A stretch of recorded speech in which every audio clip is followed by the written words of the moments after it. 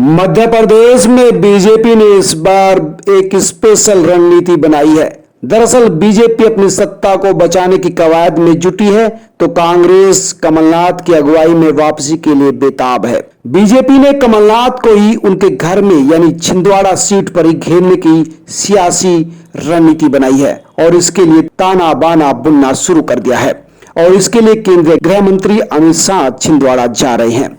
दरअसल बीजेपी छिंदवाड़ा में ही अपने दिग्गज नेताओं को उतारकर कमलनाथ को उलझाना चाहती है ताकि कमलनाथ छिंदवाड़ा में ही उलझे रहें और बीजेपी फिर से कमल खिला दे। दरअसल मध्य प्रदेश विधानसभा चुनाव से पहले बीजेपी का पूरा फोकस आदिवासी वोट बैंक पर है।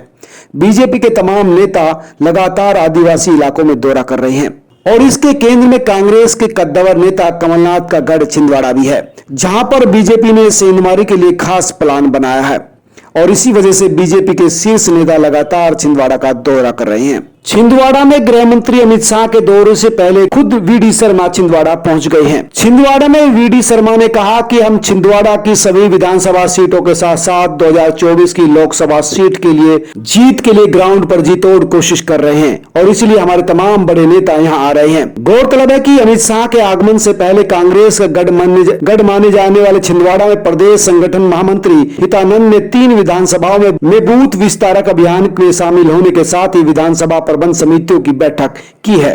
खुद मुख्यमंत्री शिवराज सिंह चौहान पिछले महीने छिंदवाड़ा पहुंचे थे। वहां उन्होंने छत्रपति शिवाजी महाराज की प्रतिमा का अनावरण किया था और इस दौरान उन्होंने कमलनाथ पर भी जमकर निशाना साधा था। उन्होंने कहा था कि छत्रपति शिवाजी महाराज हमारे आदर्श हैं और उन्होंने मुगलों को खदेड़ दिया था वहीं केंद्रीय गृहमंत्री गिरिराज सिंह ने भी छिंदवाड़ा प्रवास के दौरान कमलनाथ को निशाने पर लिया था।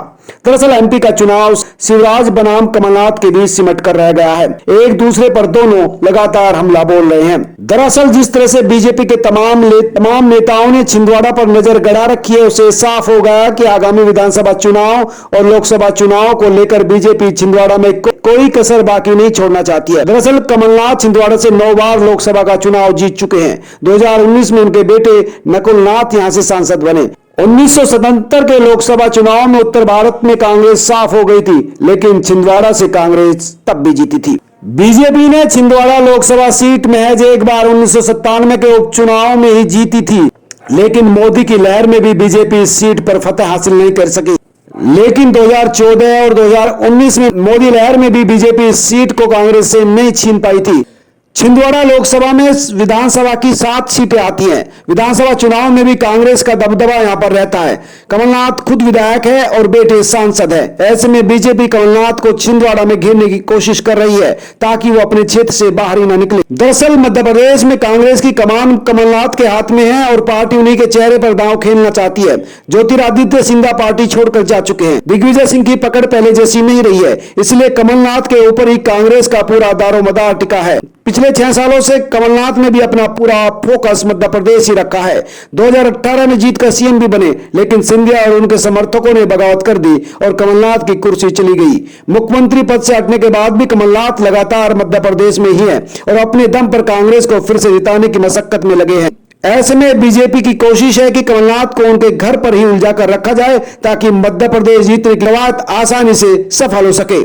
दोस्तों, आप क्या सोचते हैं? कमेंट लिखकर जरूर बताएं। क्या मध्य प्रदेश में बीजेपी फिर से सत्ता में आएगी या कमलनाथ फिर से कमाल कर सकते हैं? साथ ही इस खबर को लाइक करें और अपने दोस्तों के साथ शेयर भी करें। और हां, अगर आप चैनल पर पहली बार हैं तो चैनल को सब्सक्राइब करना ना भूलें।